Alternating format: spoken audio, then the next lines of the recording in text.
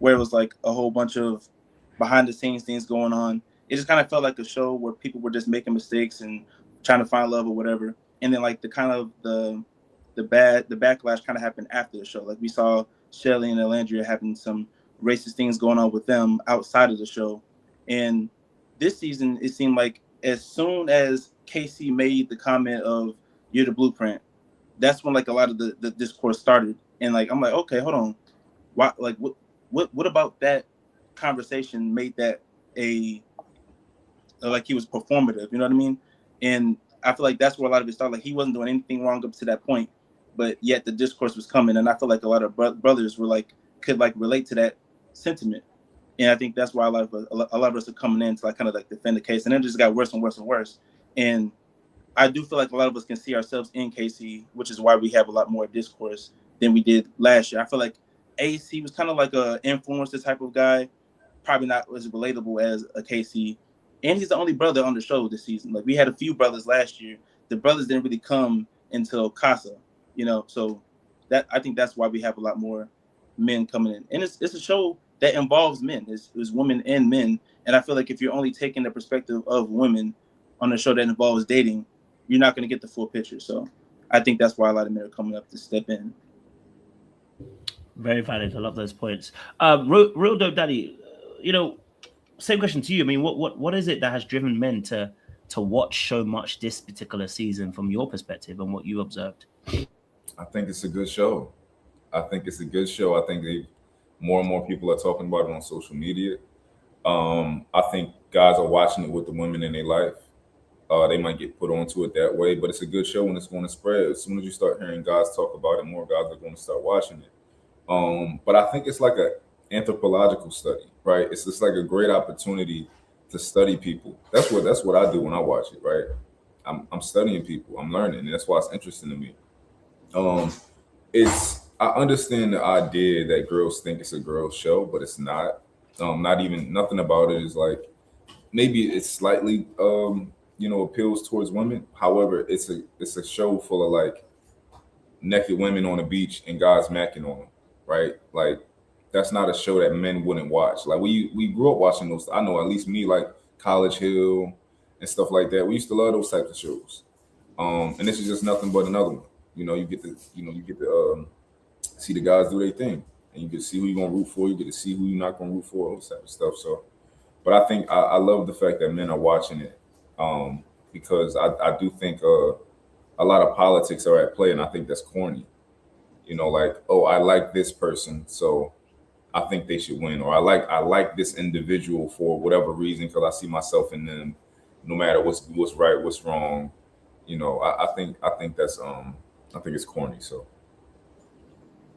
I appreciate that. Now you two have got a great actually perspective. I can actually ask because a lot of the discourse I saw as well around this thing was that men were watching because of their partners as well, right? And both of you have also mentioned about watching it with your partner as well in that particular space and having those conversations. So then I would ask this question: how has Love Island impacted your relationship through these discourses, through watching Love Island, through seeing what you're seeing on the screen? Has it even impacted, or is it just a show for you guys? You know what I mean? Like, has it impacted your relationship in any particular way? Because I think that's a lot of the discourse that was happening online with a lot of some of the ladies. You know what I'm saying? She's saying that they'll have to check their man now because all of a sudden if they support Gay Z, it's like, oh, I now know he's this kind of man. So I would love to know from both of your perspectives, like, it has Love Island impacted your relationship in any form or fashion in that particular space? Raw Dip Daddy, I'll let you go first this time. Has it impacted you in any way in your relationship? no, not at all. Not at all. We had a conversations. We talk about the show. We agree on literally everything. Because we watch it together and we point out things together. So yeah, no, it's we love Love Island. We love watching it together. We love talking about it. Yeah, I'm the same way. My wife kind of agrees with everything that's been going on, in my opinion. So I feel like back when we were younger, we probably would have had like some some things that we disagreed on. But now I feel like she kind of like thinks more logically than she used to. So I feel like it's more even if we do disagree, we're able to have like good balanced conversations. But we typically agree on everything that happened this season. So I love that. Okay, let's get into some Love Island stuff then, because boy oh boy, this season has chalked up probably one of the biggest talking points around a contestant that I think I've ever seen. Of course, the show is getting more eyes on it. We're in our 8th season. I've watched at least the last 3 or 4 seasons actually, but this particular season has erupted in conversations. We're more engaged, I think, we've ever been. And I guess the first question I want to ask here is, a black man on our screen in a dating realm, and he seemingly had a different experience to all the other Love Island folk on our screens. So you said something, Khalid, earlier on about we can see ourselves in KC. And I think that was a great point that you made. So my question then in this space to kind of kick us off is, what was the experience that you felt like you were connecting with that KC was having on Love Island? What experience was he having on Love Island that you were able to kind of identify and say, I've probably had something very similar in that space? I feel like men, when a woman's feelings is hurt, we kind of like to put our feelings on the back burner a lot.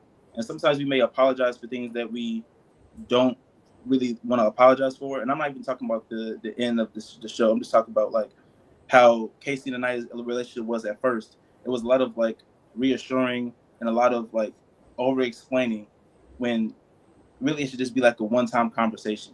And I feel like one thing that Casey probably messed up on is not really being upfront with like, I'm not really feeling heard here. And the connection isn't as compatible as it is. And a lot of things that we do is we don't want to hurt the person's feelings. So we just kind of like push it to the side and just continue to move on. And I feel like that's why he even said himself that he had a lot of resentment, because he pent things up. And I think that's what a lot of us do, when we honestly should just be upfront. Hey, I'm not really feeling this. And I think it would have been better from that point on. So I think that's how we kind of relate to Casey in that matter. Love that. Rodo Daddy, same question to you. What were you identifying with the Casey experience? I don't think I was actually identifying with anything from KC. The one thing I did acknowledge is that I understand that he's young, and I know that when I was that age, I wasn't that perceptive of the world around me, of like the women around me and how they felt about certain things. I wasn't necessarily a leader, right? I was more defensive, those type of things. But I think that's what anybody that's young, you're going to be like that. So I wouldn't say that I necessarily identified with him, but I could identify what was going on. I could identify, where the women, I've dealt with women like Anaya before. I've dealt with women like all of the women on there, and I understand where they are. I understand how much growth Anaya will do, and how she'll look back and be like, damn, I would look crazy, right? Like, I understand that from everybody. So yeah, it's not that I see myself in him, but I see what's going on. So appreciate his thoughts, man. Love to see daddies doing their thing, man. I should say pause on that because I was a bit wrong, but I love to see that the dads are doing their thing. Khalid, you spoke about obviously also kind of like going into that space, and I can definitely identify with someone like Casey. I think not having as much assertiveness as I needed to be able to say my feelings, and kind of allowing someone else's feelings to hijack my own experience in that space, leading to what we see. This is where I believe that I think we can all agree where Casey needed to, if Casey's a few more years, get a bit more experience under his belt, this will definitely teach him like to learn to be a bit more assertive with his feelings and put his feelings first. That sometimes being first, it may make you look like a villain, but in the end, you're a hero to yourself, because you're always going to be a villain to someone. You know what I mean? If you put their feelings first, he saw it now, he's still a villain, right? You also mentioned about that identification, that space.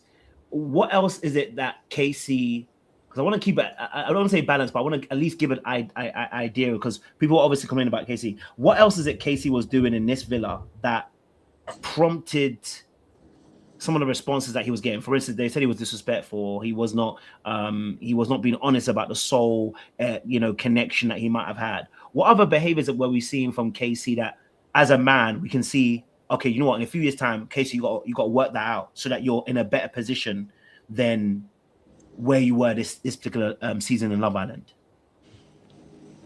Yeah, I mean, if he was more direct with his feelings and wasn't holding anything back, I feel like he would have had a chance to explore with Soul the way that he kind of wanted to. I feel like he kind of put that on the background, and he was really like wishy washy with the whole. Oh, I didn't explore Soul because it's sincere. Oh, I told you I was gonna explore, but I wouldn't do it if there was if I don't want to force it. If it's not there, it's not there. You know what I mean?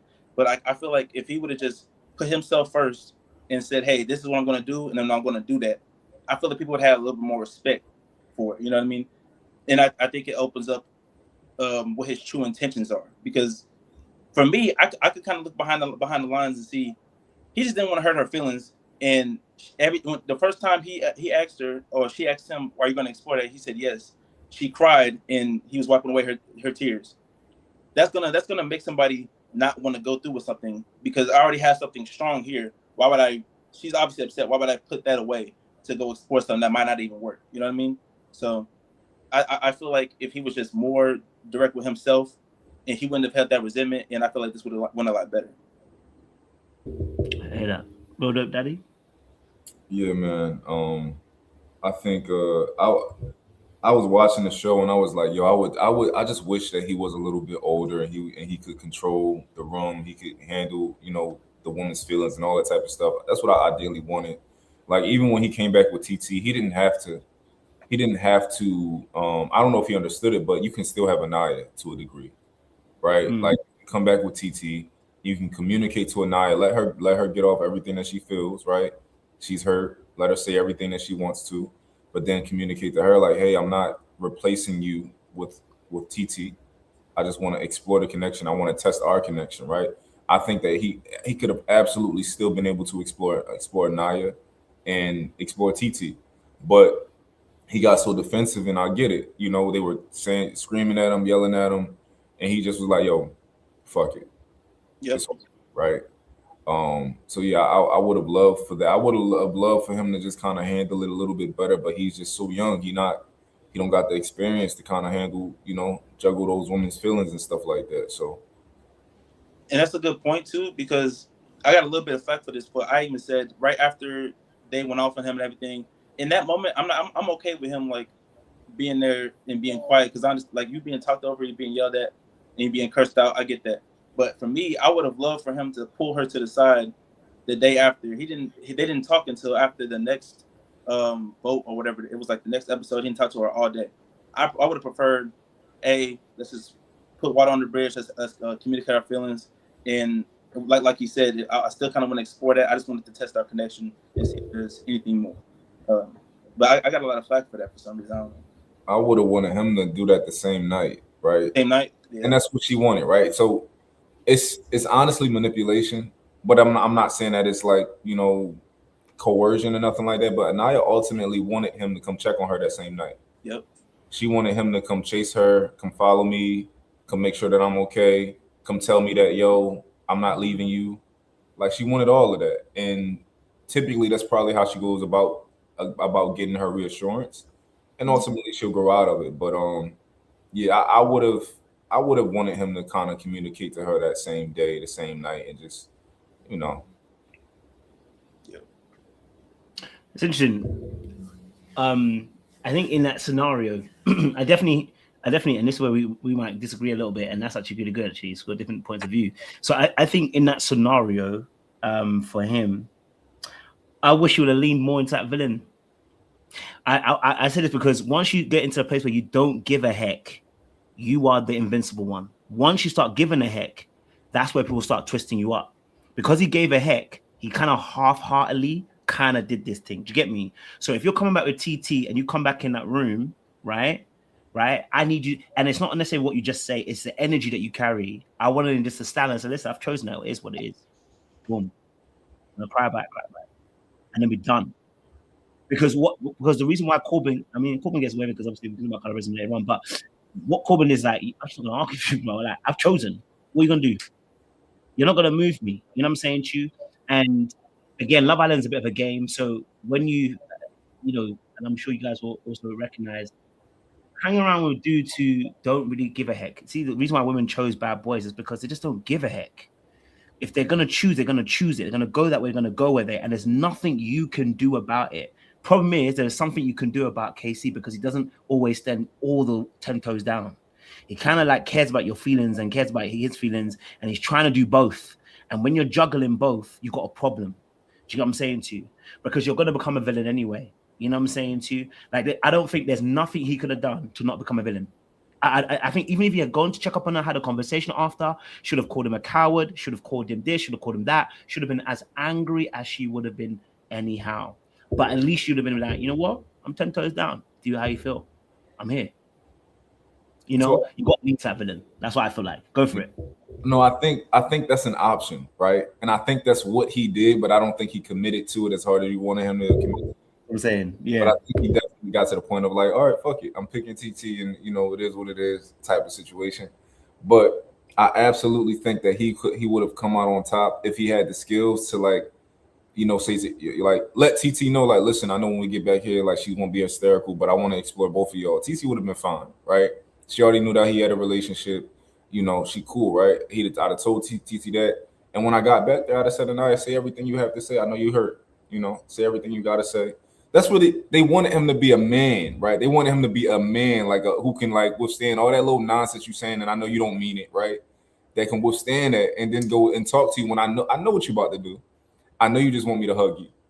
I know you want me to pick you up, right? And just comfort you real quick and let you know that, yo, I still like, we still got a strong connection, even if it's been shaky. I'm not necessarily up and leaving you, right? She wanted to hear all of those things. And I can bring you breakfast the next morning. You'll be all right? Like, I think he could have had both of them, you know? And I think that if he was a little older and wiser, he could have helped Anaya out with those insecurities, kind of like pull her out of that a little bit, you know?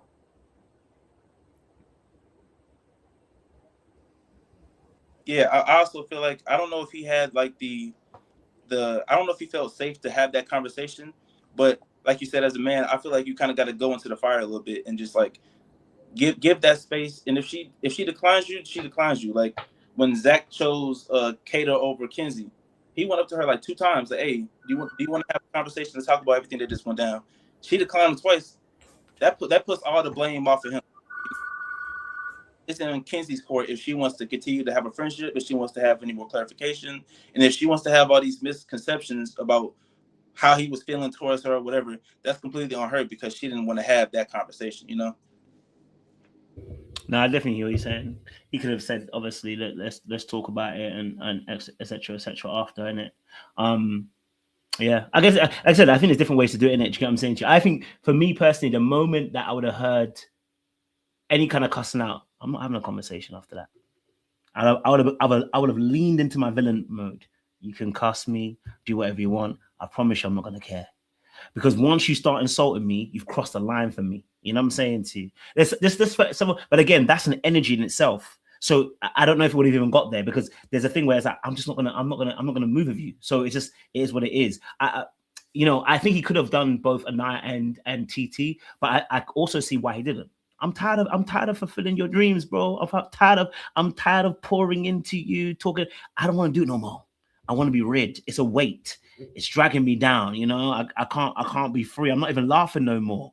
You know what I'm saying to you? It's got a hold on me. So I can see why maybe he didn't want to do both, but I can see how he also could have done both if it needed to, if he felt like he wanted to do that as well. So I definitely hear that perspective.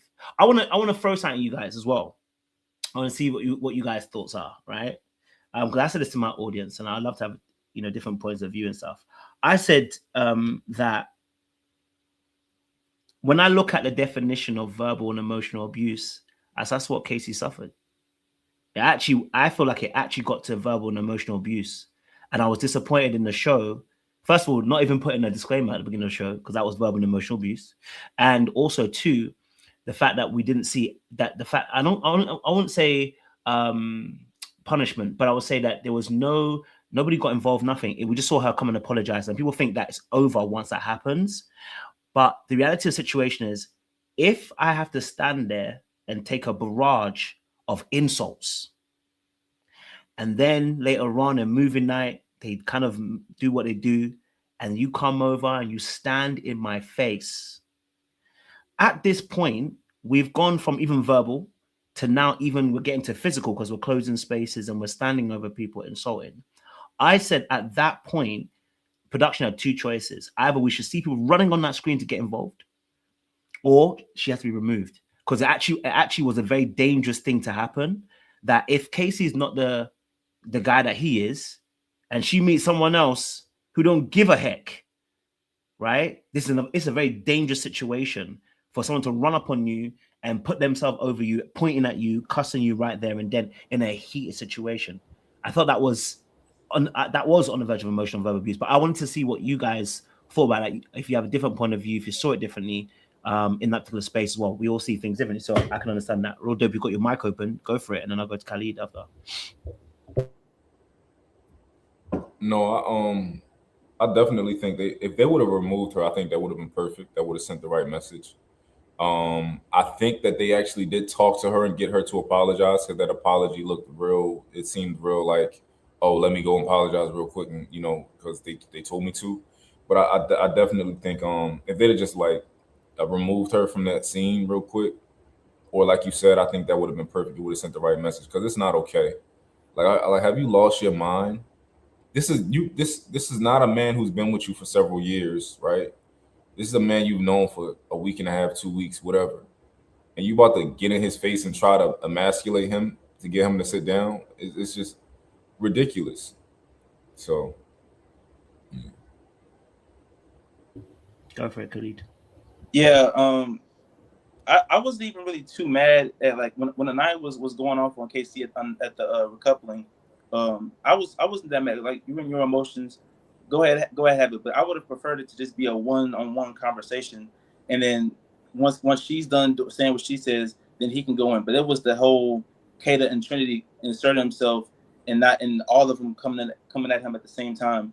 And at that point, I'm not even really tripping about that. But when we get to movie night, and we saw how the tensions were high in the first situation, for them not to step in and get things under control in that movie night, I just felt like we just want to monetize off of this trauma right now, and we don't want to step in and navigate the situation. Even in the recoupling, I feel like Ariana, she's the host, she's like the game manager in a sense.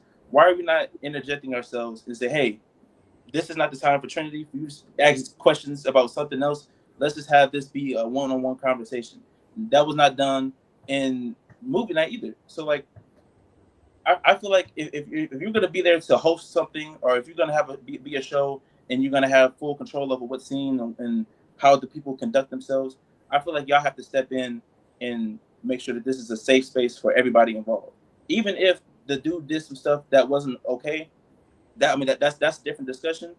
There has to be a safe space for intentions and everything to be put out there so that the image can still be intact. Because right now it's just Casey is a bad person. We're all gonna check them on the stuff, and that's not really what happened in my opinion. It's interesting because there is a discourse now that was happening at the time that was really interesting because I felt like gaslighting because they put TT as the aggressor and not Anaya. And I found that to be quite wild that they flipped it. Even Anaya herself was saying it's not Bad Girls Club and then did a Bad Girls movement, which was just so ironic in that immediate moment in that space. I want to ask a question maybe in that two questions, obviously, and you can answer both of them as well. How did you feel about the fact they switched TT as the aggressor almost in that situation? Like, why is she getting involved? Why is she talking? Why is she raising? Why is she even saying anything? And then two as well, how does a man handle that situation accordingly so that doesn't happen again? Because that situation, I'm sure other men are going to watch that. And what I don't want a man to have to knock a girl out. I don't want to see that. You know what I'm saying to you? You know what I mean? Even if that girl gets in your face. But I also don't want him to have to incur that situation. And I do believe that situation is preventable in shape or form. I'm sure you guys have, as you've grown and become more mature, you ain't have no woman run up on you like that. You know what I mean? Like, so, there's something that has changed for you that has made that situation shift. So I want to, those two questions. How did you feel about the TT aspect and her being labeled as aggressive? Even the things about the memes about her having muscly arms and stuff like that. And then obviously as well, number two, which is how does a man kind of like handle those kind of situations where someone does gonna pretty much can run up on you in that situation? Khalid, I'll let you go first on this one. Yeah, the discourse between TT being the aggressor, I've seen her being made more manly than she was. I've seen her even in a gorilla caricature. I just didn't like that because I feel like it kind of exposes the whole protect black women, which we should obviously do, but we can't pick and choose which black women to protect, you know. And she didn't interject herself until all the other girls were ganging up on KC. You know what I mean? I would have preferred if there was a one-on-one conversation. I would have preferred TT not even say anything until Ariana pointed to her and asked her how she felt, which they did for most other people. But like, if whether I'm your man and you're getting attacked, or the girl is being attacked and the man has to step in, I feel like that's an okay situation. You know what I mean? I feel like I wouldn't have kept it going like TT did. I would have just sat my piece and then let it go. But I mean, if Trinity's going to continue to say what she's saying, and Kate is going to continue to say what she's saying, I mean, what is she supposed to do? You know, just let her man just sit there and get berated the whole time? Like, I don't know. I just don't like that. Fair play. Yeah, I think it was a case of where somebody tries their hardest to not understand your position and where you're coming from. It was one of those situations because it was completely hypocritical what happened. It's that thing where people act like you're the aggressor, and people do that all the time, every day. It's one of the most common manipulation practices. Trinity is talking to KC, and she's telling him something that she was told, which was a lie, right? From the first place, you're accusing him of something before you ask him about it, and you're asking him questions. You're not letting him talk after asking him a question, right? And then everybody's joining in, and this is between him and Anaya, but you've interjected yourself.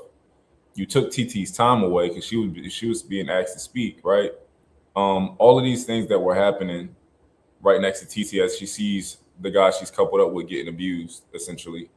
So yeah, she's going to say like, "Hey, like relax," and then y'all want to act like she's the one who's being condescending or something like that. When TT was condescending, so like, "Oh, no shade, babe, but I wasn't talking to you." You know how people are going to respond to that. Where we come from, it's only one way to respond when somebody say, "I'm not talking to you."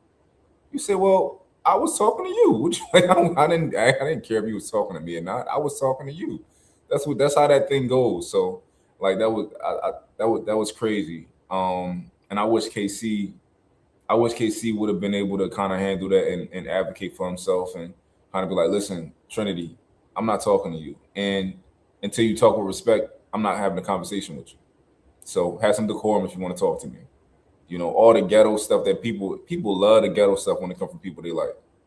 They love it, right? But then when TT want to get in the mud with you, it's like, "Oh, TT, why are you making this in the Bad Girls Club?" Because she want to get in the mud because you asked her to get in the mud. So, yeah.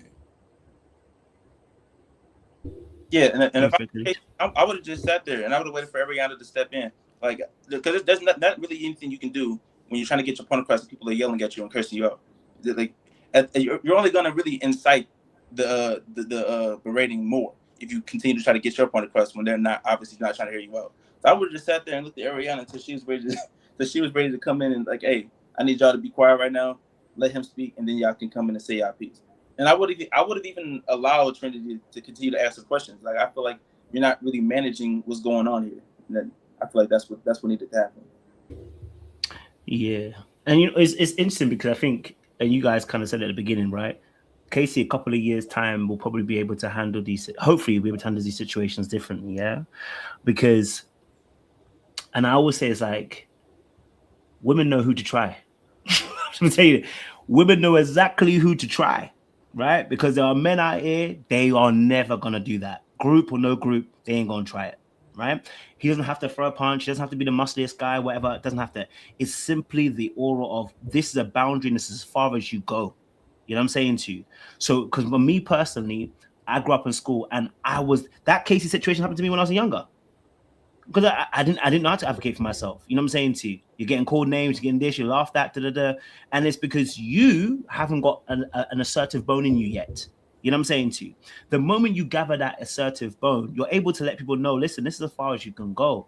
Because the first swear word that came my way would have been like, "Hey, my friend, If we don't pack it up, I'm not having this conversation. Number 2, Kada, you call me a little boy. If you're gonna talk to me like that, I'm not talking to you. Don't talk to me. And I told Ariane, listen, until they can speak respect, I'm gonna sit down, and when they're ready to talk like adults, then we can conversate, right? But when you can't advocate for yourself and you can't set a boundary like that, they're gonna keep going. And it's like being in school over again. It's like they've got their teeth into you, and the bullies have got you, and they're gonna keep bullying you until one day you swing. And bullies like, oh my God, I can't believe you swung. What the hell? And then they're trying to twist it on you, right? But the reality is you have to have set a boundary early so that the bully can't get to start with the bullying in that moment. And that's the unfortunate thing that Casey in that moment, because I want in that situation, right? What really hurt me more is that once they got onto my girl, I've got to let everybody know this is as far as you can come. You can do anything you want to be, but let me tell you this now: you're never gonna get my girl. I will never let it happen. You understand what I'm saying to you? As a protector, I think that's us as men, right? It's like, you're cussing me, all right, cool, I'm going to take... But when it gets to my girl, you've crossed the line. So I need you to know how serious I am, and this is as far as you can go. This is familia. This is my family. You don't do that thing. You know what I'm saying to you? And I felt like he left her open a little bit. I know Casey wasn't trying to do it on purpose, but he left her open by not advocating for himself. He left her open to also getting shot as well. You know what I'm saying to you? And it should never be that way. I don't want her to experience that in that space. I don't know how you guys saw that in that respect, because I know you both got families too. So in that space, how did you see it like that, Real Dope Daddy? As far as the Tiara situation and Tiara having to, I absolutely agree. Yeah. He's so young, man, and like being that young, and it's typically it's only a couple ways you think you can handle it. You think you either gotta like do what he did, or you gotta yell and scream back, right? I would have loved him to just be like, yo, I'm not talking to y'all until y'all have some decorum. Like, y'all adults, act mature, be mature. Like, all the screaming and yelling, it's not Bad Girls Club, right? Let's have a conversation with me, or don't have a conversation with me. But that's your only options. I would have loved that. I would have loved for him to, like, TT felt like she had to step in. She felt like she had to be the protector, because of where he was. And, I get it. He was confused and just, doing what he think was right. So. Yeah, I think with the discourse of it, I feel like people forget that this is not like it's a reality show, but it's not like Kim Kardashian and all these polished reality TV stars. It's your local coffee shop person, your local gym instructor. Like, these are regular people that they're gonna go and insert on an island in Fiji. And I feel like people wanted Casey to have this high standard of how they had a high standard for how Casey should have spoke, and he's just a 22-year-old kid. Like, he's not gonna know how to navigate those type of situations. And I feel like the villainization of him really was annoying just based off of that. Like, we're not taking into account that these are just actual normal 22-year-old people. We want them to talk like they're from Bridgerton or something. Like, we want them to have this high level of intelligence, and for people to just not understand that was really annoying to me. Appreciate it. The conversation, obviously, with Casey and I was and has been the beef all season long, is whether Casey disrespected Anaya in this place, right? So that's been the discourse and the foundation of the so-called crucify him because he's disrespectful in that space. I want to know, do you feel like Casey was disrespectful? And if so, what do you feel like was disrespectful from Casey's perspective? If you don't think it's disrespectful, okay, cool. Why don't you think he was disrespectful in that particular case of the Casey and I situation? Go for it, Khalid. Me personally, I think that the most disrespectful he probably said was like, "Oh, now she got Carl, she can probably get off my dick." Like, I feel like that's kind of disrespectful. But in terms of the things that he might have said in Casa, I feel like it was more hurtful than it was disrespectful. Like, I don't have anything in common with Anaya. That's not disrespectful. That's just a hurtful truth. Now, should he have said that to her instead of saying it to people in Casa? Correct.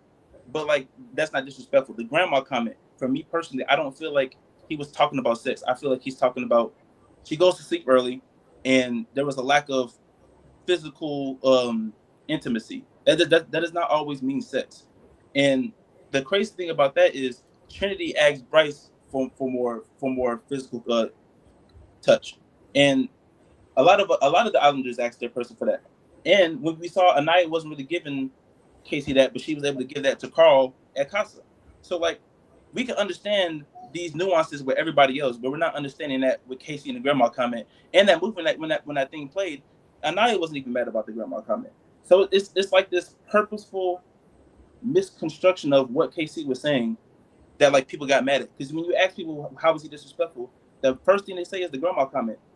How are y'all more mad than she was? The only person who can consider it disrespect is the person who the comment was made about. You feel me? We can have our opinions, but like if she didn't find it disrespectful, why is that y'all main talking point? You feel me? So I just feel like it was a lot more hurtful stuff. I feel like he said, he was really holding stuff in throughout the first 3 weeks of Casa. And when he got to Casa, he started popping his stuff. He was with his boys. And when you with your boys, you're gonna talk your stuff. Now he should have understood that he was being televised. I don't know why he was talking like he wasn't being televised. But like if you ask a girl right now to pull up their group chat with their girls, it's not gonna be the best of conversation about somebody's boyfriend or husband in that conversation. Same with the boys. When we with our boys, we're gonna be talking our stuff. And it is what it is. I feel like to like not understand that nuance of it, that's where like these discourses are going on. Yeah, I think that's where like the hypocrisy comes in. Like, cause like how do you girls talk about guys that you've been dating for 2 weeks and you don't want to date them no more?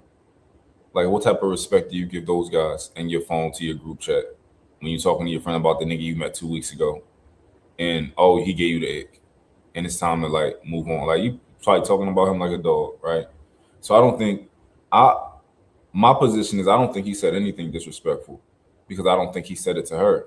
I can talk to my friend. I'd be like, yo, shorty on my dick. Okay, I said it to my homie. I'm not taking that back. That's why I felt, and I said it to my homie. What does that mean? That means that, oh, I'd like you to leave me alone, or you on me too much, right? It's just a colloquialism. I don't think he disrespected her when he said she like a grandma. Okay, like a girl, I can say that about my girl right now. I can literally go and say, like, oh, she like a grandma. She go to bed early and like she didn't give me no booty. I can say that about her right now if I wanted to. She wouldn't take it nowhere, right? Like, people just picking and choosing. I don't think anything he did was disrespectful. I think he pretty much just he was just moving. I would say that he was moving selfishly, right? Which is not disrespectful. It's hurtful. I get it. I think he could have did a lot of things better, but I think disrespect. I think if we want to call what he did disrespect, then we got to talk about Anaya and her manipulation and trying to manipulate him and call that disrespect too, right? When he's like, yo, I want to explore soul, and you tell him that it's okay, but then you try to you cry and you use the tears, and you want to try to use your tears to get him to to react certain ways and stuff like that. That's technically disrespectful if we're using the same measuring stick. So yeah. No, I definitely hear that, man. And there are it's interesting. Like whether I agree or disagree, actually, it's quite interesting discourse, because I don't think he was disrespectful, but I can understand why someone might feel that way, right? But the reality is that the disrespect that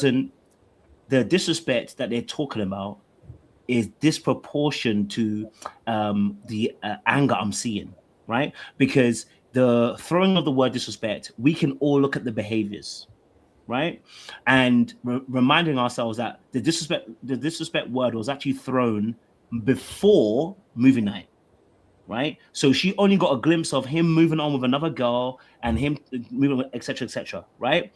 And this is why I feel like why there needs to be more discourse around this, because why I said about the emotional and verbal abuse is because also in this situation now, they've had conversations about going away. I say go away, but what he said was basically said, go and do what you're going to do. Her brother goes and does what he does. And now we're going to be disrespectful because he went and did what he wanted to do. You should say what you mean. I always tell people, listen, don't say something, and then when the person goes and does, he say, well, I didn't mean that. No, you can't say that. Say what you mean. Nobody's a mind reader here. Be literal of what you're saying so that people can know exactly what it is. So if you're then saying go and do what you got to do, and you go to Casa and he does what he does, right? Okay, that's all you saw, right? There was no conversation at that point until movie night. So again, and so for me personally, I didn't say, but let's say he was disrespectful. I'd say him being disrespectful. Okay, I wouldn't hold him as the only one. Are we saying that Sincere was not disrespectful? Are we saying Sincere wasn't? Are we saying Corbin's not in the same boat? You know what I'm saying? True. Like, are we not saying Zach is in the same boat? Because they all do the exact same thing, apart from Bryce. Because Bryce had Sydney, but I don't think he wants to do it. Anyway, but you know what I'm saying? To you, like they were all in the same boat apart from probably Bryce, right? So why was the label so heavy for KC as being disrespectful, and we're seeing others get away with it scot free? You know what I'm saying? To you? I guess we're coming to that part of the conversation in that area now. So, you know, as to why that's happening. Yes, Khalid, I'll go to you first, and I'll go to Real Dope after. Yeah, I feel like, and this is like one of my last videos I had just made. Like, people are having the conversation of disrespect versus disrespect, but they're not going past that. They want to stick to that, and we're not talking about why does the punishment not meet the crime. You know what I mean? And it's like when Casey. Sorry, I'm like, my bad. My baby is not letting me have this conversation. But No, can you go to can you go to him? I'll be right back. Yeah, no, do your thing, man. Do your thing, bro. No problem. Go for Real Dope. Yeah, ask me that question again that you just asked him. Yeah, no, I was saying, why is it that KC's disrespect is the one that's being highlighted so much in comparison to everybody else's disrespect, which is going on as well? In fact, since they continue to disrespect, you know what I mean? He didn't even finish. I think it's because of Anaya's perceived position in the villa. Anaya might be the villa little sister, or she might be like the villa nice girl, or something like that. That nobody wants anybody to break her heart or do anything, and that might be part of the manipulation thing of how she uses her tears and stuff and her feelings as power. It play a part into that, but I think that was probably most of what it was. How could you do this to Anaya and she likes you? And then like he's not telling everybody else that he told her he wanted to explore Soul, and he told her that Soul was pretty and stuff like that. They think that he probably been telling her one thing, and we had signs of you getting to this Casa Amor and acting crazy and choosing another girl. Like, I understand relationships, and I know that relationships get rocky for a lot of people. And we saw it leading up to that moment where they was about to read the letters, and we didn't even know if they was going to choose each other, right? We saw things getting rocky before he even left to Casa Amor. So yeah, no, I think it was way overblown for sure. No, I definitely hear that as well, and I think it was when I watched it, I was like, the fact that, and I think what's also interesting is the fact that Sincere is also good friends with Anaya, and I find it fascinating that Anaya has so much energy for KC, and a person is dogging out your girl, and you are cool with them. You know what I'm saying to you? And the audience is like, but wow. And they're still trying to defend it. And I find it fascinating that the cognitive dissonance that they have to go through in order to actually be accepting of the fact that Anaya is good friends with somebody dogging out your girl, and you're chilling with that person. But you want to talk about disrespect with the person who's trying to move on and get on with his time, which actually, funny enough, with production doing everything they did, between, I think, after that last kind of like the sorry, we don't hear him talk about Anaya again. But Anaya keeps talking about him. At every corner and chance. Khalid, you're back. Talk to us. Yeah, I feel like Sincere, he'll do the disrespect, but he'll talk in such like a passive way where it's not like seen as like a disrespectful tone. In versus KC, the way that he was talking, popping his stuff, I feel like people will find that more abrasive in a sense. So like, and I what I've learned is a lot of women care about the words more than the actions. There's a lot of people who relate to Melanie because how many girls will have a guy that would tell them, hey, this guy is doing XXX, and it will continue to go back to that person. You know what I mean? So I me personally, the words matter more in this situation. And I mean, there's a little bit to it, to the fact that Anaya did find Sincere attractive. She was really overly going to support team Sincere with Anaya. I feel like that plays a little bit of it, but it is a little bit of a hypocrisy. I mean, Sincere did way worse, 10 times worse than you can even say that KC did, and that's even like a area of discussion. There's no discussion about did Sincere do anything wrong, and I feel like that's where like the issue comes in for me. And I feel like we're just holding the black man more to a higher standard than we would the lighter skinned man. And I feel like that's just the conversation that needs to be happening. I see the hypocrisy, but I think that there are other things at play. Like, for example, Sincere is just very naturally manipulative. I don't even think he tries it, right? I think it's just like, you know, whenever you around him, like he got this thing where he sounds sincere in everything that he's saying, you know, like, yeah, man, I've been doing Melanie wrong. I really want to get better. Like, I'm just, you know, I just want to make her breakfast every day and just see what I can do. How can I get on her good side, man? Like, when you say stuff like that, you know, it's like, all right, it's harder to see him as like the villain, as somebody who don't know how to talk like that. Mm-hmm. You know? He knows how to talk to women for sure. Yeah, like Sincere is like more extroverted in a way where most people around him probably end up being friends with him in some way, Yep. right? Because like his personality is very like, you know, so I think that played a big part in Anaya, you know, kind of thinking like, no, Sincere really likes you because like, all right, I'm manipulating Melanie, but I'm manipulating you too with my smooth talk and all that type of stuff. So I think I don't think KC had that ability. Nope. Which is honestly, I don't think Anaya was like, I don't think she was stingy per se. I just think KC wasn't giving her the energy of like, yo, like let's, you know, I think it was probably just him not really knowing. I don't think it's her like, oh, I like Carl more, because we saw that she didn't have more chemistry with Carl.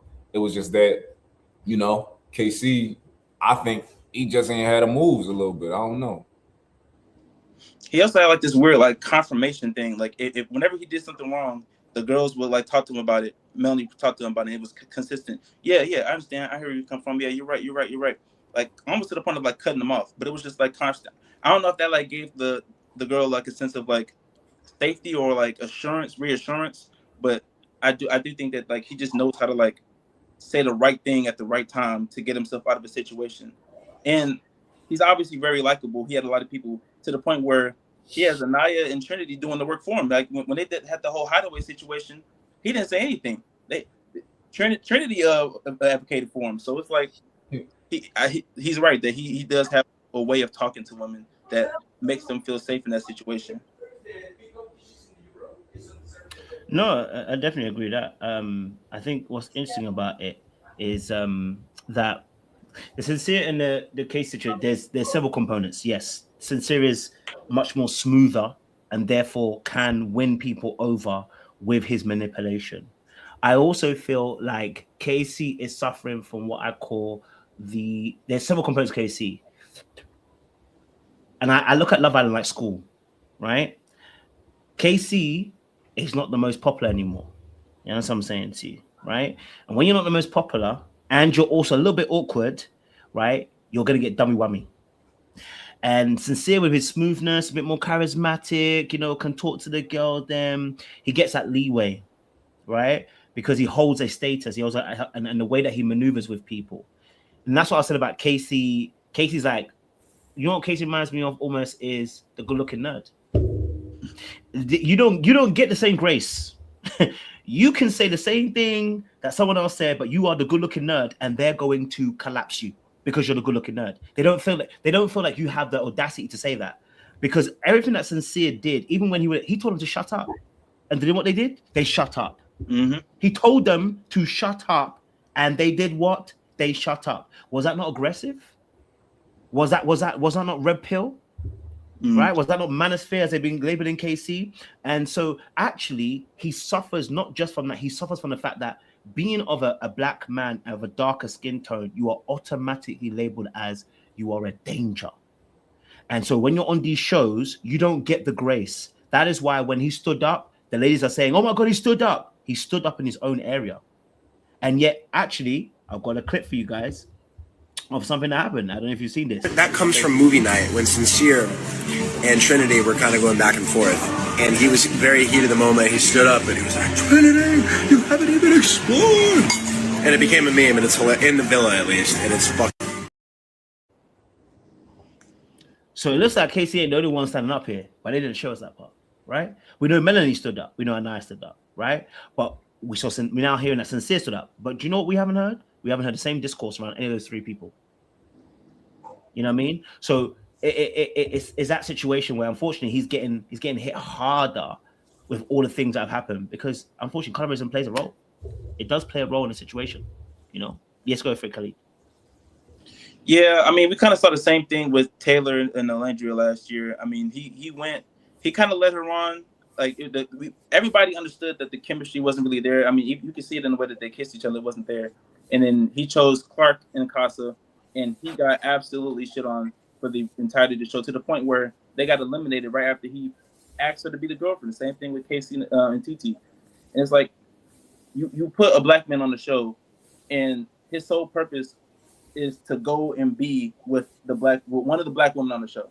And if we saw when Casey was thinking about Soul, they were trying to put the colorist tag on him, but he didn't go. He ended up choosing TT. So it's like you can't use that. So now we have to go to other things to express why we're upset that you did not choose this black woman and you made this black woman cry on national television. I think that's the real crux of it. Like there is like the girls thing and the protect black women, and that's cool. But when you can't put something on him at first, you try to put these things. I seen somebody call him the R word. I don't know if I can say it on here, but they call him that stuff. They call him a red pill guy. And in my mind, how could he be red pill if he's making breakfast for somebody? You know, he's doing all these submissive things. He's calling somebody the blueprint. He's doing all these things that would go against that. I feel like a red pill. That's Andrew Tate and them. You know, like they wouldn't even give this show the time of day.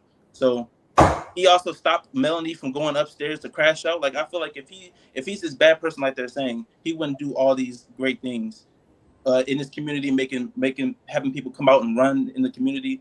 That's something that shows that he's a decent person. And I don't feel like we're giving him that grace to make mistakes, given he's a 22-year-old person on the TV. I hear it. Go for it. Did you want to say something real dope?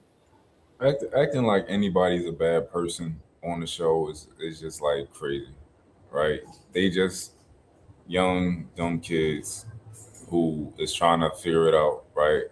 So acting like anybody's genuinely like a bad person, I think that's crazy. Like specifically KC, who like when we talk about Taylor and I think a lot of these situations that people don't know what they feel themselves. I don't like we could see that Taylor and old Andrea there was no chemistry there. They telling themselves like, oh no, you know, maybe it's just slow. No, it ain't slow. You don't like that girl. You're not attracted to her. She's kind of attracted to you, maybe, or maybe she don't really care that much about attraction. But we could tell that he didn't really. Even with Bryce and Trinity, y'all don't like each other. Y'all might like each other, but y'all don't got no chemistry. I ain't seen that boy touch her butt this whole season. He didn't been more intimate with Zach. Like they didn't kiss, but like we ain't see no passion between them two. We ain't see none of that. Like, and if they would have had legitimate options come in, I think they would have jumped ship both of them. Trinity been ready to jump ship this whole time. When Corbin came in, the way she was looking at him and talking to him, but then you just realize like, oh, I'm probably not his type. You ain't Corbin type. Corbin like him, you know. So it's like, and Bryce wanted to explore Kata, but Kata like, nah, bro. So he didn't really have no options that he could really explore, right? Nobody was really into him. So yeah, I think they both would have jumped ship too. So and Bryce and Zach are close, like super close. He's not gonna just go behind. Like he didn't go behind his back, but he's not gonna go tell his best friend, "Hey, I want to talk to your girl because I think that there might be something there." If he didn't really want to pursue that, you know what I mean? Like that's something that's pretty looked down upon. You going after your bro's girl, you know. And he also made a good point about the production. I feel like the production kind of led these things to happen. You over here having no dates. There was few bombshells. People forget that Kata and Gabe were both bombshells. You know, there was a lack of bombshells. There was lack of dates in season 6 because I had to watch season 6 because people were telling me you can't just watch season 7 and 8. There was Andrea and Nicole came in. They were able to take 2 men each on dates. Imagine if Soul and Soul, Jen, and Caleb were able to come in and take 2 people each from couples to go out on a date. I feel like Soul would have definitely chose Casey and Sincere. And who knows how that would happen. Instead, they told those bombshells to just go in and figure it out. That's creating a hostile dynamic. Soul has to go and basically steal somebody. And then they had America basically break up Melanie and Sincere. Now we're having Soul be villainized, you know what I mean, for something that she can't even control. So I feel like if they would have just had more bombshells, more consistently, more dates to like have the dynamic be the show is creating this tension versus these people are coming in to create this tension, I feel like that would have went better as well. Yeah. I think they really dropped the ball with the bombshells this season. I don't know what they was doing. Like y'all should have had way more bombshells, way more often, way earlier. Like they really, I just felt like they let everybody get into these strong couples, then they threw some bombshells in, and it's like, yeah, that don't make the show interesting, you know. So yeah, Caleb got lucky. I mean, he found somebody in Casa. That's pretty much the only reason why he was able to stay as long. Jen, she got paired with Gabe, and then Gabe got eliminated. She almost got eliminated herself. I feel like they just didn't create a good dynamic, and maybe it's because they had lost a producer or something. Somebody died, but like that just shows y'all weren't really prepared. Y'all didn't plan the season beforehand. I would figure that y'all would have the bombshells, the dates, everything mapped out for the entire season. So like even though somebody did die, why would that deter from the plans that y'all had made prior to the season starting? So I don't think that they handled this well at all. I agree with you, lot, man. I think they took away that power of the bombshells to be able to take them on a date, get a connection, get close to them. You know what I'm saying, to and at least then make them have a choice in that space. So it was unfortunate that they did it this way, and it created a whole lot of mess as well alongside that. And it felt like the production just wanted to lean into the messy.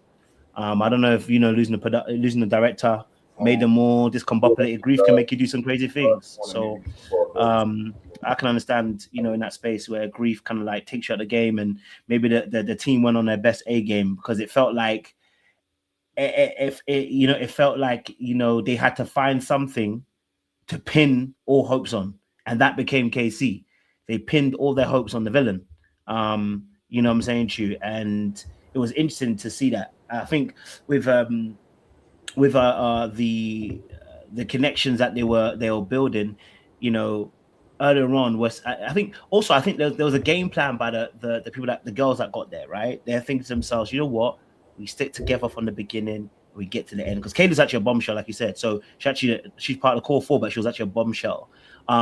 We stick together, we get there, and I think that also is why Casey got hit so hard, because we have Melanie sticking with Sincere, we have Kayla sticking with Zach, we have Trinity sticking with Bryce from the very beginning, and now we have Anaya supposed to stick with KC, but Casey decides, I don't want to enter the Matrix. I want to be outside of it.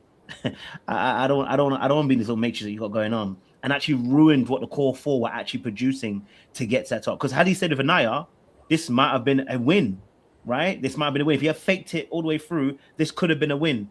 But I also understand why man's got to be true to himself. And if you're irritating me, I'm not getting no touchies. I'm not getting no love. I'm not getting no affection. Oh, I'm never gonna fake. There's nothing to fake. There's nothing here, blood. So I also understand that perspective as well in that space. I also want to add before I ask one last question, because I know time's gone to the hour. No. Oh. Okay. Oh yeah, go for it. No, I was saying no. Good. Oh, okay. I guess the last question then to ask, and maybe we have to do a part 2 of this, because I think there's a lot to tackle in 1 hour as well, right? There's been a lot of talk around Red Pill. A lot of talk about Red Pill. I feel like Red Pill has been used like the word narcissist. The women found it, and they just started utilizing that word, bro. Like, you know what I mean? Without no deep understanding, without no deeper research about Red Pill. I'm seeing people writing content. I say content, people writing these on magazine scripts. I'm seeing people do online articles and stuff like that, talking about, and most importantly, is usually Casey at the front of it as being Red Pill manosphere, right? And I find it so intriguing, because I was on Threads a lot, and I'm seeing women talk about Red Pill, and I'm asking them, tell me what Red Pill is. I don't think I had one woman explain to me what Red Pill is. You understand? I don't know. I feel like what happens is sometimes people don't sit down with an idea to really be able to understand what it is. It's almost like what Kevin Samuels became with the women. It's like there was part. By the way, I didn't agree with Kevin Samuels a lot of things. I ain't gonna hold you. So me and him, we're not seeing eye to eye on things. But like when you can't explain something, and you're just letting your feelings run. Instead of actually really looking at what's actually happening, they're going to just bundle everything together. I don't like it, so I'm going to throw red pill over it. But there's no understanding about it. I don't like it, I'm going to throw manosphere all over it. And it's like, hold on a minute. Tell me what that is, because you're saying to me this person is red pill, and I'm looking at it going, yeah, that's not red pill. Like that's not red pill. And anybody who disagrees with you is an incel. It's like, that's not what red pill and incel is in that space as well. So I was intrigued by that. I don't know how you boys saw it with the red pill conversation, the manosphere conversation. Apparently men are and stuff like that. Yeah, I don't know how you guys saw it. Real dope. Talk to me. I think it's crazy, but I get it. I understand it. So I consider red pill to be two different things. So you have the red pill, the idea of red pill, right? Which is what it's supposed to mean, which is just the truth, whether you like it or not. And then you have the red pill community, which, you know, is a space where hurt men gravitate towards for refuge to attack women whenever they get the opportunity, and they consume content that just likes to, you know, wherever women are getting slammed dunked on, kicked out, like things like that, they just like to be able to see that and make them feel better. So those are two different things. So KC's not at all red pill. The men defending KC for the most part are not red pill at all. They're just reasonable and they just see what's going on. But like, yeah, throwing a red pill over it is like, it's corny. Somebody called me red pill today. I'm like, yo, red pill niggas hate me. Like, they fucking hate me. So yeah. Yeah, I agree with everything he said. I mean, I feel like if you view women as your equal or somewhere around there, I feel like you can't possibly be red pill. I feel like red pill is just like, you completely feel like you're superior to women with no like logical basis to that. It's just women should be under you, and there should be no discussion about that. And I feel like there's been nothing on the show for Casey to exhibit that behavior, nothing at all. And I feel like I would challenge them to actually have examples of that situation, because just popping your stuff at Casa, that's not an example of red pill. That's just you venting out your frustrations. At least you can see it that way. And I feel like if there's some discussion there where it seems like the discussion is 50-50, then we can't just put these labels out on these people, especially given how damaging that is. Like Andrew Tate, that's a guy who's not really welcome everywhere because of his content. So you putting these labels on people like that without even fully knowing what it means, that's a very damaging thing to a 22-year-old to a 22-year-old who just got out of college. You know, so that's why I'm at with that. No, I definitely agree with that. And it's funny because I love the way you put it across as well, real dope as well, is that we have to, and that's why I was asking women what they understood about red pill, because what they're really identifying is when there's a stage called red pill rage, where men get to a stage where they're just angry, right? And if they don't evolve, they stay in that position where everything about a woman just becomes angry. That's the incel stage, right? That they're talking about. It's a specific stage. Incels don't ever evolve, right? But most men who go through that have either come out of that and gone, I don't need to stay there because I don't need to keep angry. It's not going to help me. And they grow out of it. Now, the actual ideology about red pill, most people, men and women, actually identify with red pill more than they actually like to say, right? Because what red pill ideology actually focuses on, right? It promotes strong boundaries, financial independence. You should be physically fit, purpose and discipline. You have a better understanding of what attraction is, right? And not making a relationship your whole identity. Now, are there some tenets that I don't agree with? Absolutely. Okay. All right. When I first got into red pill page, when I was first understanding, because I came across it on the internet, I was like, some of these things are mad. Things like where you're always saying all women are this or all women are that. I don't agree with that. You know what I mean? You can't date and love someone and always think they're all manipulative. They're all liars. They all this. They all want this. They don't all want everything. Do you know what I'm saying to you? So that thing for me, the generalizations and sweeping generalizations by certain red pill content creators was a problem. You know what I'm saying to you? And so for me personally, I'm disappointed by the way they covered that red pill aspect. But in terms of attraction, we mostly followed it. In fact, Love Island itself is a red pill island because it bases it on the physical attributes. When people are choosing people, they're not choosing them because their personality is amazing. They're choosing them because you look good. When they first start, they start kissing each other. Everything's very physical. How do you make the deduction if you're going to do these things? Because you physically are attracted to somebody. So the more fit somebody is, the more the person's able to have better boundaries, the more that somebody's able to, be able to. We're seeing with Sincere. The more that Sincere is manipulative, the more that he's getting liked. He's not even going the opposite way. The more that he does more of these factors of being toxic, women are saying that men are these things. But the more that he's being toxic, the more the women are defending him. The more that women are coming and saying, well, let's make the concession about Sincere because he does talk a bit more softly than KC. Well, then you're proving the point. This is what I'm saying to you, that men can get away with certain things because women actually allow these men to do these things. So then this is what Red Pill actually highlights. Now, it's not all good. I understand that. But there's a lot of things in there. It's just highlighting observation of the way that we move as human beings. So for me, I was like, when you're utilizing it in a way as a weapon and saying that a man is because you want to label him with a certain type of Red Pill in terms of the way that they behave, I don't like that. You know what I'm saying to you? In that space. But yeah, final points, because guys, I know the time, I don't want to take you more than an hour, but final points in this. I think we have to probably do a part 2, so because there's too much to cover. Khalid, go for it. Give us your final points, man. Yeah, I would just say I kind of expected better from Love Island. Like the whole vote thing at the end, having us vote for 3 other couples, and including KC, instead of just having a single. Who do you want to be in the final? I feel like that alone should just tell you where the Love Island Productions mindset was. I mean, the previous vote where we had to vote for least compatible, they tried to, instead of doing most compatible, they did least compatible. KC fans still understood, because you can get tricked up by that. Instead of just reading the font, you could just vote for who you want to vote for, and that could have messed up the KC vote too.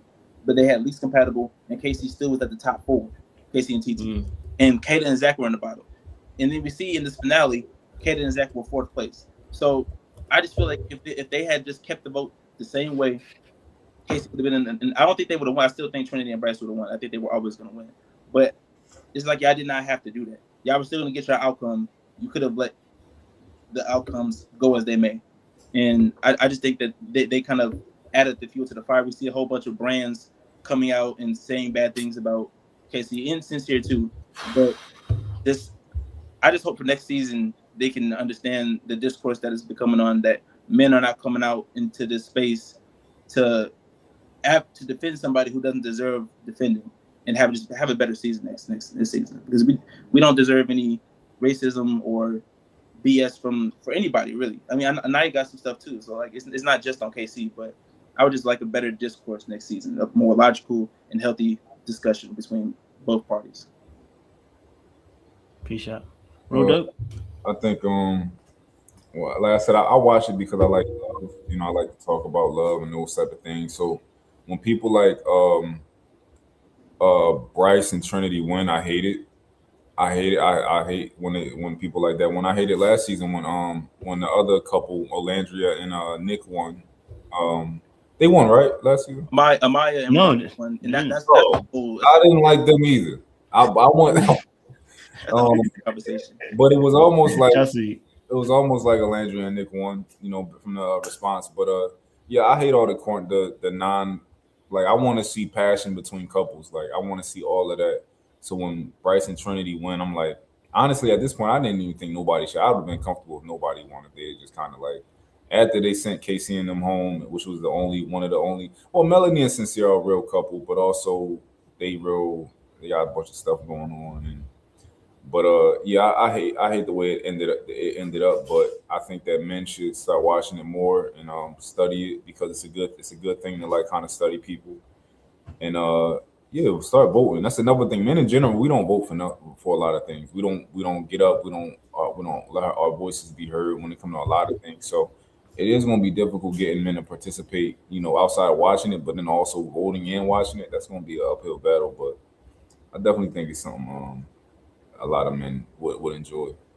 I think this season was a good start, though. I mean, we seen like a whole bunch of like the basketball community, the football community. I feel like we kind of vote when our brothers and our partners are coming in to vote too. So a lot of us were like, hey, download the app, go vote. I feel like next season there might be more of that camaraderie going on. So I'm interested to see how next season goes. This season was kind of like a watch to me, especially with the lack of bombshells and dates that happened this season. So Appreciate it. Well, boys, listen, thank you so much for this, man. It's been an amazing conversation. You know, and you guys have been articulate, and I appreciate the depth that you guys brought to the conversation as well. We have to definitely do a part 2 for sure, man, because there's so much to cover in this Love Island, so many different concepts as well. Because we even touch, you know, like the brand situation you touched on, Khalid, as well, something that I wanted to touch on, but there's so much around that in terms of some of the tweets, some of the things that they've posted, and why I'm saying it's actually disgusting, some of the stuff that's happened. They don't realize it's bullying that they're incorporating on a global level. And we didn't get to even touch on the fact that TT's comments around that this is happening to them because they're black, and then black people saying to them, how can you tell us about having a black experience? Black people actually invalidating other black people's experience because they don't like them. It's crazy. We definitely have to have that conversation as well another time. So look, audience, it's been amazing. I was joined by Khalid and Real Dope Daddy. Please make sure you follow Khalid. Where can they follow you? Khalid_Murray on Instagram, and if you just search up Khalid Murray, you'll find me. My name is pretty unique, I guess. Appreciate it. And Real Dope Daddy, he's on YouTube as well. So y'all already followed him before when he's on a platform. So but yeah, look, guys, it's gonna be a great conversation, hopefully in part 2. And then I'm sure we'll get some other people in there and some ladies as well who want to come and have their say as well. But definitely a great conversation. So listen, audience, don't do anything I wouldn't do. Make sure you stay safe out here. Okay, all right. There's a lot that's happening out here. So be easy. All right. Bye-bye.